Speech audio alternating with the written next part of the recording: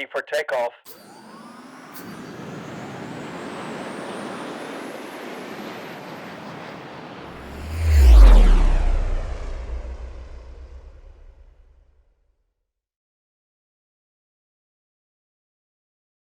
All right, so we're going to close out today in the conference with a panel of Ruby Central board members, primarily, and Neil McGovern, our executive director. Do you want to introduce yourselves, and I'll get off the stage? Yeah, so thanks everybody for being here today. To start off, can you give your name, title, and a little background of how you came to be involved in Ruby Central? Sure, yeah. Hi, my name's Neil McGovern. I'm the Executive Director of Ruby Central, and so that's kind of how I've come along to be here. I started about a month ago, so it's been fantastic to meet everyone from the community and kind of really start to get to know people. Hi, my name is Chelsea Kaufman. I am new to the board. I've been on the board for just about 2 months now. But I've been involved in the Ruby community for a long time. I actually launched my company in 2014 at RubyConf San Diego, and then have been really involved in the San Diego Ruby community and was really excited to kind of take that community building and my education and nonprofit experience onto the board and really help the community grow. So that's why I'm here.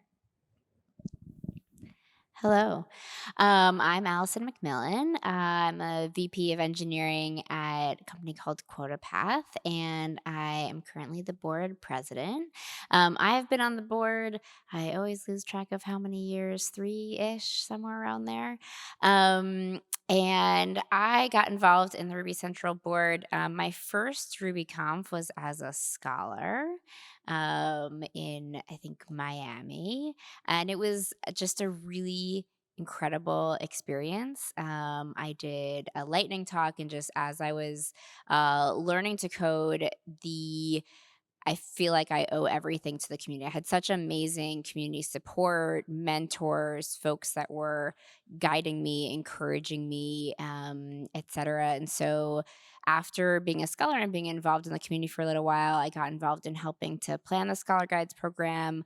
And then from there, a handful of years ago, when they were expanding the Ruby Central board, they approached me, and I was more than happy to be a part of the board and give back to this wonderful community what y'all gave to me. Hi. Marty Hott, Director of Engineering at HashiCorp. I am the board treasurer. I joined in 2012 as a board member. And prior to that, I got into sort of the Ruby community in 2006 and started up the Boulder Ruby Users Group. It was called a user group back then, and I think we call it a meetup now. But and then I started organizing conferences in 2007, co-organizing Mountain West with Mike Moore, and then starting my own conference in 2010 in Boulder called Rocky Mountain Ruby. And so then when I joined in 2012, I brought that experience of event organizing to Ruby Central and helped sort of shape how our events moved forward from that year on.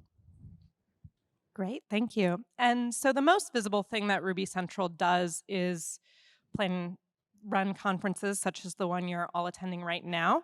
But what are some of the other things that the nonprofit is responsible for? Sure, yeah, I can start off with this. So, yeah, obviously we have RubyConf and RailsConf, but we are a non-profit as well. So we exist as a wonderful bit of tax code is a 501c3 in the US, which means we're a publicly supported charitable non-profit. So we have to have a bigger aim than just put on some conferences. We're really here to support the community around here and to make sure that everyone has a really good experience with not just at the conference, but Ruby in more general. So as an example of some of the things we do recently, we host rubygems.org and various other sponsorship and scholarship programs that have been run around. And there's, I think we're going to see over the next year or so some expansion of those, and hopefully we'll be able to talk a bit more openly about the other things we do, which isn't just the conferences. And can you give us an overview of the history of Ruby Central and how it works now? Yes. So Ruby Central was formed in 2001 when the first RubyConf was organized in Tampa, Florida. I think there's around 30 people that attended that conference. You can actually find I saw in the stream under the hashtag that someone had found a link to the homepage on the Wayback Machine, and it's pretty great to read up on that. So the organization was formed basically to organize the conferences. And shortly after that, I think it was in 2004. I should say that there were 3 founding board members that founded Ruby Central. That's David Black, that's Rich Kilmer, and Chad Fowler. And they all served on the board and essentially took Ruby Central from what it started to until they started to roll off the board in 2011. So I'll go back, and one of the things that was interesting for RubyConf early on was it was very much like a hackers conference where you just came together and you collaborated, and is much smaller and very intimate. And Ruby Gems was born out of RubyConf in 2004. And before that point, there really wasn't a way you could package your Ruby code. There was disagreement on how that worked. And so Ruby Gems was created to make that possible. And so one of the things that Ruby Central did from that point forward is they made it so that you could run a gem command anywhere, and it would actually execute and work. And there was this sort of repository of gems that you could leverage. And so that was something that was very important that the organization did behind the scenes. And we still to this day pay for all the infrastructure that supports Ruby Gems and all those commands.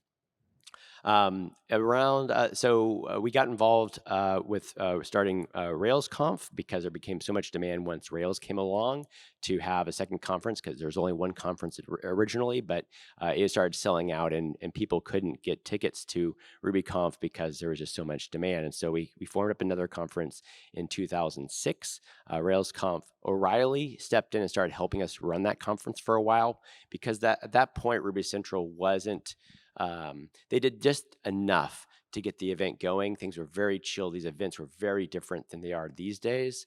And so RailsConf demanded a lot more because a lot more people wanted to come. And so O'Reilly helped make that happen. After some period of years, the founding board members basically, after 10 years, they were tired and ready to move on to other things. And so there was a second wave of board members that took over those 3 spots. Evan Phoenix, Ben Schofield, and myself was that second wave of directors that joined in 2011 to 2012. And the 3 of us were the directors for quite some time. Ben stepped down, Sarah May stepped up in his place. And that we went that for quite a while until 2019. We expanded the board to have 6 members. Allison was one of the members that joined that time, and it was just necessary because this is a lot to do. And for many years, Evan, myself, and Sarah, and Abby, who was our executive administrator, who did a lot of the behind-the-scenes work, and Heather, one of our event producers, we had our hands full running these events, and we couldn't really do a lot more with that. So I think at that point, I don't know if someone else wants to talk about like what happened after 2019. Yeah, I can talk, although it was 2019, so many of us know what happened in 2020. Yeah, so 2019, we sort of came together as a larger board and started to think about, given where Ruby and the community is at that point, what more do we want to do? What more can we do? How can we really support the growth of the community all over the world, of the programming language, etc. So we had lots of good ideas, and we can talk about some of those a little later. But unfortunately, then COVID hit, which also helped us realize that all of our revenue came from in-person conferences. And so I think the last few years we've been looking at both.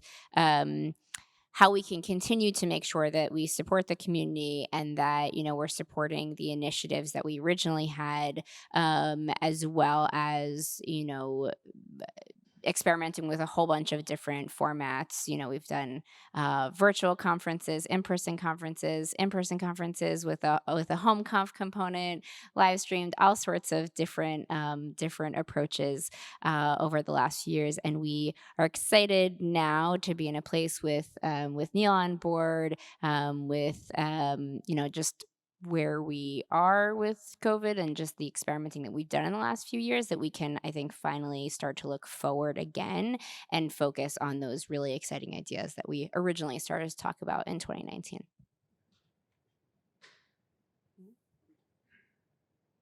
There's me a question. And so Ruby Central merged with Ruby Together last year. What does that merger mean for the organization and for the Ruby community? And probably if someone can give a one-sentence explainer of what Ruby Together is. Yeah, I think I can start with that one. Ruby Together was also nonprofit, but a membership-based organization that focused mostly on supporting open source and the Ruby community, but sort of more through development, paying developers to work on gems, to work on things like Bundler, like things that we all rely on every day within the infrastructure.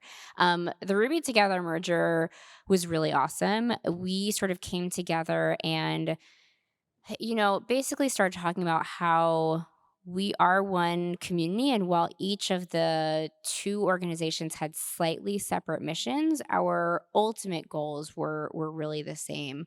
And we realized was that it sort of was confusing for the community, right? Do they support, Ruby Together, sponsor Ruby Together, Ruby Central, and we sort of really came together and talked about in what ways we could and should work closer, so that it's not so confusing for the community, so that we're creating one central place. For folks to really look to be able to provide feedback to, right? Part of what we do is we support all of you, so we get all of our ideas and things that we should be doing from the community, and so instead of having that sort of in multiple places, really bringing it together. And so I think that the merger was really incredible in terms of looking at what do each of the two organizations do best, and how can we sort of bring that under one roof. And there's been some discussion around this conference and in the community generally around diversity, equity, and inclusion work. What are your thoughts on that topic and Ruby Central's role in it?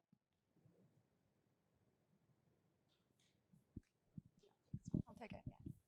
I thought, listening to George's talk the other day really opened my eyes to the way that we as a community can come together around our message and our languages, what Ruby Central can do when it comes to these conferences, that we have the opportunity to set the example, to show the community that we're going to celebrate all walks of life by making sure that our speakers and our staff and like everything that we can, that we find diversity in that, and that we're lifting up the folks in our community and helping you all find a voice as a part of this together. So I think our hope is that Ruby Central can be a voice for that. We can be a place where people can come together. It can be a safe space, which I loved that George talked about that in his talk, that they felt very safe talking to all of us about these topics. And that made me feel really good about what Ruby Central can do to really support all the different types of communities. And we're talking about lots of different ways that we can really expand and open doors for more people to get involved, because it's kind of a two-stage process. We need to celebrate everyone who's here and lift up everyone that we can, but also make sure that we're opening doors so that more folks can come in.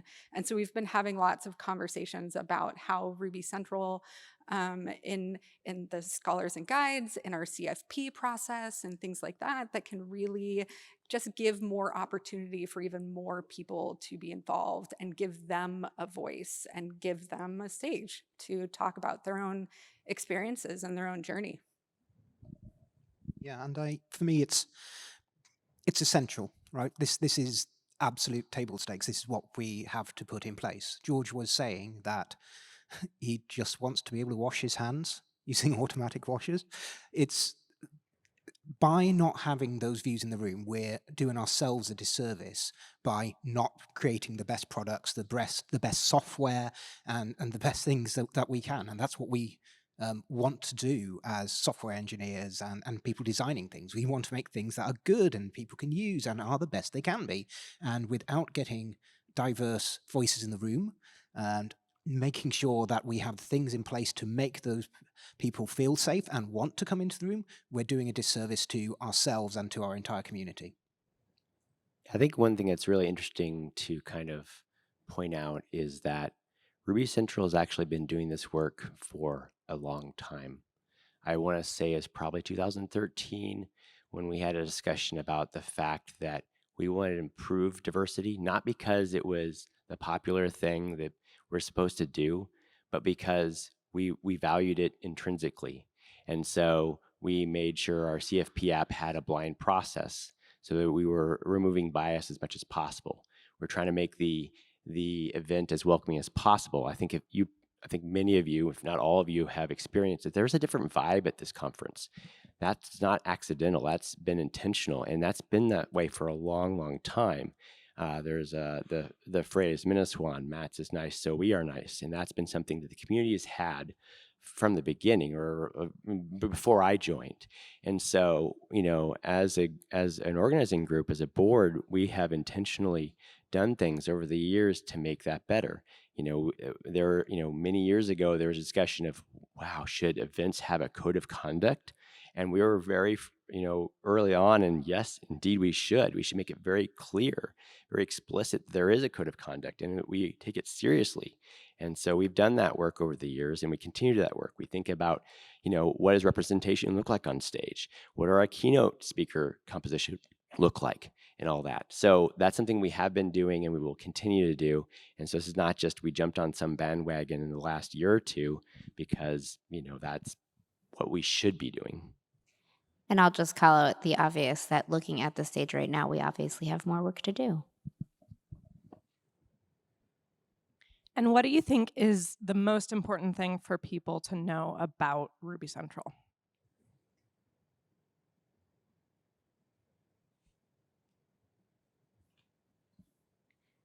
I'll go first. We try really hard. These are for board members. They're volunteer roles. I don't know. We try really hard. We have a lot of long, in-depth conversations. We, are always open talking to community members. I know this isn't about Ruby Central per se. It might be about us, but we try really hard. Maybe to echo Susan's talk from the other day, it is complex. Just to add to that and to kind of dive into the nonprofit structure, is that the organization is here for the community. It belongs to you, and that we are here as the, I don't know, arbiters of that. And so to me, the thing that I would like all of you to know is that you have a voice in what Ruby Central is for this community. And so having the conversations for those of us that are up here, having conversations in the hallway, coming to talk to us afterwards, telling us your thoughts, whether they're good or bad or in the middle or any of those things. Like, we want to work through these problems and celebrate the successes with all of you, because that's what the organization and what a nonprofit should truly be, that it is for the community. So if we are not representing you, and if Ruby Central is not performing the way that's what you're expecting, then we want to talk about that. We want to work through that and be the organization for the Rubyists in this room, to celebrate you, to support you, to help you in your careers, whatever stage that is. And that we're a small and mighty team trying to do lots of things, and really have we are all very passionate about what we do and why we are here. And we couldn't do it without all of you in the room, and that your voices really matter to us and to the future of Ruby Central. So that, to me, that knowing that you are a part of it, you are Ruby Central as much as we are. Yeah, I think there's one thing I want to highlight is that, and Allison touched on it a bit, is that, we are a volunteer board.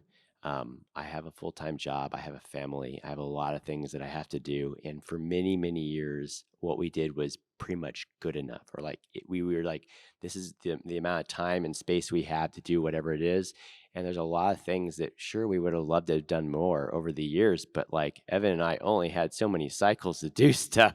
So it's kind of like that's not happening because we don't have more time to do more. And I think what's really interesting now, and this is a decision that we made back in 2019, I was like, Evan, like, this is not sustainable.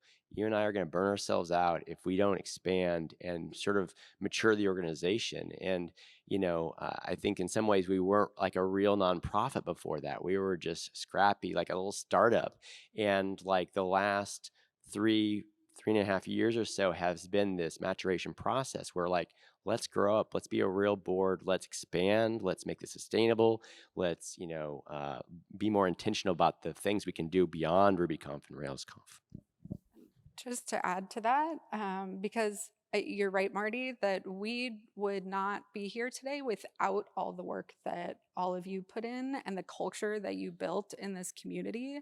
And that gave us the foundation that we now can grow. We can do more things. We can create a larger community.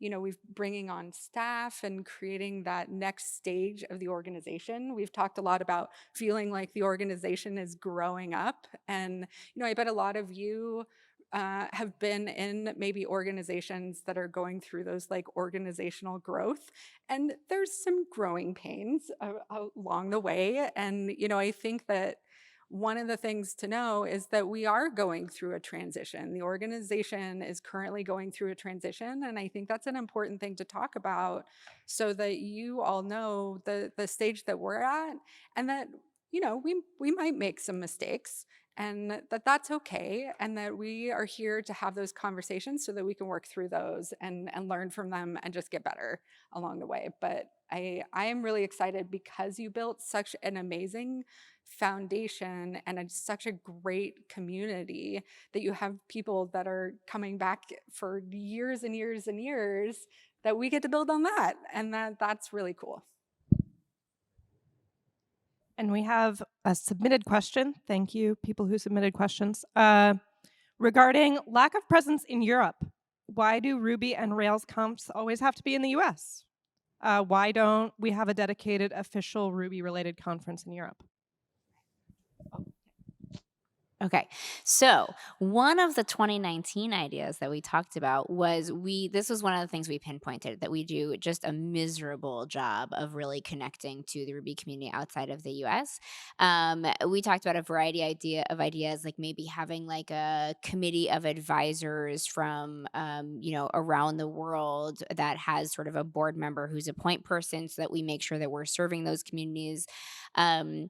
In terms of conferences and why those haven't happened overseas, it was really sort of just like a bandwidth logistics, like with, the small staff and that we had all US based, there was a lot more to figure out when looking to move overseas. And, at that point, the board was just 3 individuals, and so felt like a really heavy lift to sort of think about that, but that was definitely one of the 2019 ideas, and one of the things that, again, as we look to the future, that we are looking to, how do we become significantly less US centric and US focused, and how do we really make sure that we're including, I mean, there are amazing Rubyists, there have been amazing Ruby conferences all over the world for years, and how do we make sure that we are including them in Ruby Central, because Ruby Central is not just the US Ruby representation. It really, we want to represent Rubyists worldwide. Yeah, I think I want to point out a kind of little history lesson thing here is that like 15 years ago, there was a plethora of conferences around the world and in the US, tons of regional conferences, so many that we had a calendar that we maintained, and Ruby Central promised not to trample on any regional dates. Because we would put our dates in this secret calendar so they would know, okay, cool, RubyConf is here, RailsConf is there. We won't schedule near that because that would hurt our attendance. And so many years ago, 15 or 10 years ago, such, there were a lot more conferences, and slowly they sort of faded away. And so now we're like, well, we probably should revisit that. Like we feel bad that there aren't more in Europe. So Yeah, I think in my second week in the job, I had a call with the organizers of Euroko in Latvia as well. They're very keen to work with us as well, and for us to do more promotion and do things like that. One thing I'd be cautious of is making sure that basically we don't turn up and just go, right, we're now doing RubyConf for Europe. And Euroko, yeah, okay, you've done a great job for like 15 years, but you can go away now or something. We need to actually work with the organizations and with the communities that are in place. And then just from a very boring logistical point of view, I don't know if I'm based in the UK, and I don't know if there's quite a few other Europeans around. I know I've seen some. Yeah, you have to deal with VAT, and just dealing with VAT is a whole nightmare on its own. So yeah, there's that thing. But if it does make sense, then yeah, that's something we would want to do. Also got a call coming up with RubyConf Australia as well, and there's community in Indonesia as well. And I think it's something that we as an organization, as Ruby Central, should be doing. We should be helping to communities from around the globe, because if we don't, then I'm not sure who else will. Thank you. And another submitted question, what is the easiest and hardest thing about putting together these conferences?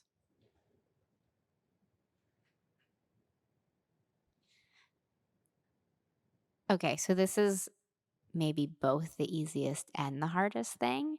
But there's a bunch of stuff that's similar conference to conference, but who the two co-organizers are of each conference changes each time. And it really is up to the co-organizers to, like, they sort of get to decide the vibe of the conference. And if you look at schedules over the years, or different sorts of like things that are, added or have been in some conferences, not in other conferences, it's because the co-organizers sort of get to decide a little bit of that like special sauce and a little bit of that vibe, and that's both the easiest and hardest, because I think when people decide to be co-organizers, they have the idea of what they want the vibe to be, what they feel like either has been missing or they want to enhance or they want to do. And so that's the easy part, but then actually figuring out like, okay, and how do we do this in a way that makes sense, in a way that just like it comes down to like all the details of actually executing on that. I think that part is hard. I guess one of the easiest things is that we don't have the problem of like, will people show up? Perhaps, like, given today's conference, with COVID and some other things going on, the numbers, this is a dramatically smaller RubyConf than we've had in the longest time, actually, since probably 2005, I would guess. We've never been this small, and there's a number of obvious reasons that are pretty exceptional right now that cause that. But like we have a lot of very interested folks that want to sponsor and attend and come together, and so that's kind of the easiest part, is that you all see the value in that, and you can't wait to come here. So that does make it a lot easier than maybe some other new conference would have to deal with. I think the one of the hardest things that we've had to deal with recently is that we've had a lot of turnover and the challenges of the pandemic, that we've had to essentially reinvent ourselves in this conference in some ways, or at least revisit things that we have done or choices we've made, that maybe we need to change that. Maybe it was time to like reconsider some things. And that's hard because we just don't know. And, hopefully we're getting it right. Yeah, and on that note, please tell us what you think about the conferences and what you've enjoyed and what you didn't want. There's a survey that'll be coming out later, and we really do value your opinions. It's your conference, so it's something that's really important. But in terms of difficulties, there's little things which hopefully you don't see, like name badges.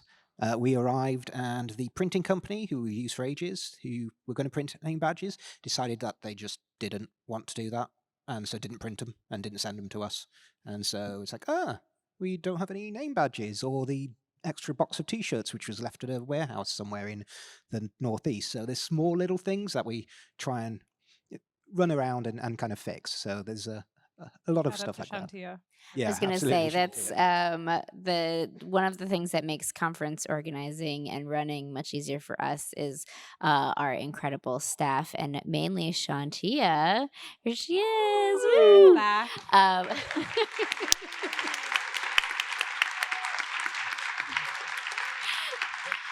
And our staff just, they just work tirelessly to make sure that we have a really good time and that it's just an amazing event happens. She didn't realize she was walking into that, I don't think. That was so perfect. I'm going to break the rules a little bit, even though I'm the moderator, and answer this one, which is, I think one of the big challenges is I think everyone in this room realizes how special the Ruby community is, and how great it is to be a part of it. But I think it can be hard to break that down into we've got 300 people at this conference, 400 people at this conference, however many it is, into a small community that you can latch onto as maybe a person who's new to it. And we do a lot of things to try and ameliorate that. The Scholar Guides program is one great example. But I think it's a hard problem to solve. And so next question is going to be, what would you like to see happening going into Ruby Central's future? Sure. From my point of view, doing more things and doing them more sustainably. So as an example, for example, with Ruby Gems, we have, as mentioned previously, the Ruby Together money, which comes in, which is fantastic. But we've also had other grants that have come in to help support that. So, for example, we had the Ruby Shield grant, thanks to Shopify, but we also just received 190,000 euros from the Sovereign Trust Fund, which is basically the German government, to actually put more support into Ruby Gems. We're now seeing a lot more interest from not just companies, but governments as well, around supply chain security and making sure these things happen. If rubygems.org goes down, I mean, personally, for me, it's like, oh, okay, I guess I'll go off for a walk or something, but it can be a huge issue. And now, for the first time, thanks to some of this, we now actually have 24/7 on-call coverage for Ruby Gems, which is something that just didn't happen before. It was just hoped that someone over the weekend spotted that it had gone down and went and fixed it. There is now pages things, there is now coverage. We are paying people to look after our infrastructure. And I'm really keen to see a better way of being able to support not only the infrastructure, but maintainers and authors of core gems, and making sure that we're able to do things in a way that isn't the traditional XKCD thing of a big tower of bricks with a tiny block at the bottom written by someone in their basement in Alaska or somewhere, I think. It's Nebraska, yeah. So, and it's all true, and we all know this, right? Everyone in this room knows what these huge, massive technology stacks are actually have underneath at the bottom. And I think it's something that I'm quite excited in seeing how that can be developed to make sure that we actually try and do something there. Yeah, I mean, there's a tremendous amount of things, right? Like, what would a Scholar Guides program that ran all year long look like? What would, more support, more outreach internationally? What would it look like? Marty mentioned sort of regional conferences. There used to be a lot of regional conferences and a lot of Ruby conferences all over the world. What would it look like to think about a grant program that helped those, or some way to help those? A lot of those went away, not because there was an interest, but because it was so exhausting for organizers to plan those year after year after year. What would it look like for Ruby Central to be able to provide some support? And that support, could happen in a whole variety of ways. What would a grant program look like? What sorts of programs or things could we provide grants for that would help, the community both, technically and non-technically thrive? So all of those things are things that I hope we do more of in the future. Yeah, I think I've been thinking about like continuing education and sort of the needs that exist out there, that businesses and engineers that would like to see more opportunities there. How do we help new members come in outside of these events? So like, RubyConf and RailsConf happen twice a year. They happen in a place. It's expensive to travel to those places. What would it look like for that to be something that happens throughout the year in a more virtual or remote sort of friendly way? I don't know, but like, that those are things that we've been thinking about, and I think could make a fairly large impact if we were to move forward on them. I'm really excited about connecting more with local communities, especially, where the conferences are, and figuring out even more ways for that local tech community to really celebrate their city and the things that they're doing there. Just a shout out that, Rails Conf in Atlanta, if anyone knows anyone, I want to get connected to that community. So come and talk to me. But also, we've been talking a lot about doing some workshops before CFP training, like helping our CFP pipeline get even more flush with even more people, and helping people really craft those CFPs so that they feel like they can compete and they can be a part of the process. Doing some more like mentorship programs, mentorship training, and speaker training is things that we've talked about for new speakers, and really just being at a place where we can support all of you and make these conferences about the cities, about you, about what you're doing, and celebrating that is I'm very excited. And also, I think for me, as a organizational development geek, I am so stinking excited for the growth of this organization and figuring out all the new pieces and how to help Ruby Central just be a really stable place, so that it has that really good, we can build on the foundation and see it really thrive so that it can be a voice for all of you. And what can people in the community do if they want to get involved with Ruby Central? How can they help out? Let's stick with email me to start with. So it's neil@rubycentral.org. If anyone is interested in doing anything, let me know. I'd be really interested to see what sort of support you need or what you want to do. If you have some great ideas, then really, as Chelsea mentioned, we're here for all of you. The question is, what do you want us to be doing as an organization, rather than what we think we should be doing? Because I don't pretend that I have all the answers. I have some stuff, and I've had a lot of experience with different organizations and with running community groups, and I generally find that actually the best ideas come from the community themselves, rather than from anything that I can come up with.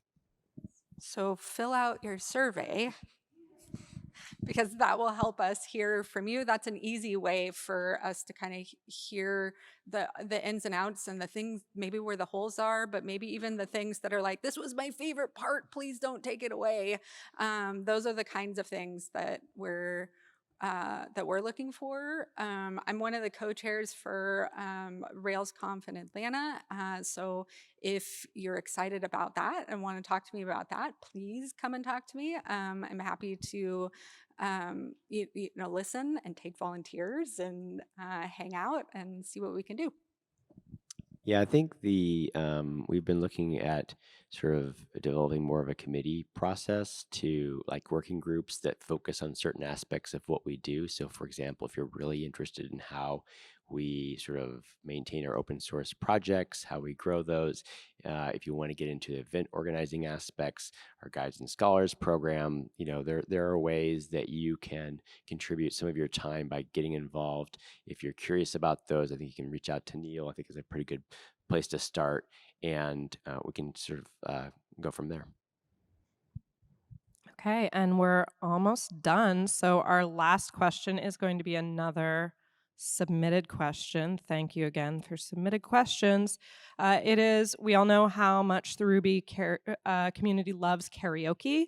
What is your go-to karaoke song?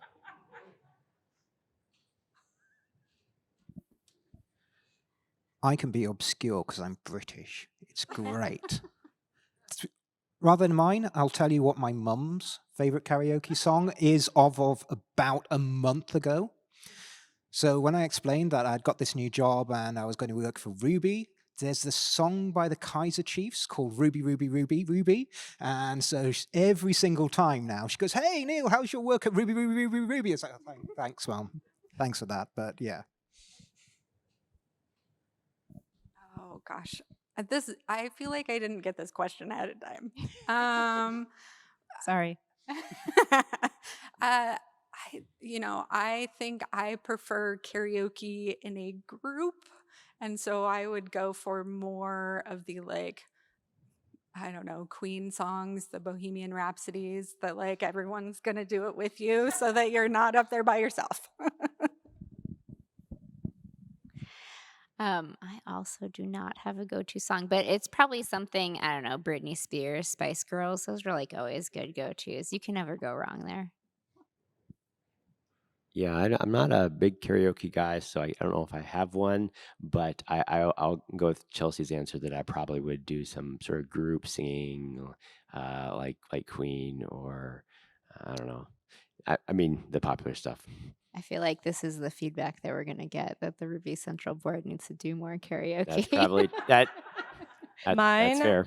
Mine is Do You Hear the People Sing from Les Miserables. I also like Suddenly Seymour from Little Shop of Horrors. I will often try to sing both parts, but it's better if someone will sing either of the parts with me. Love musicals. And that is all for our panel. Thank you very much to our panelists. And thank you all for being here.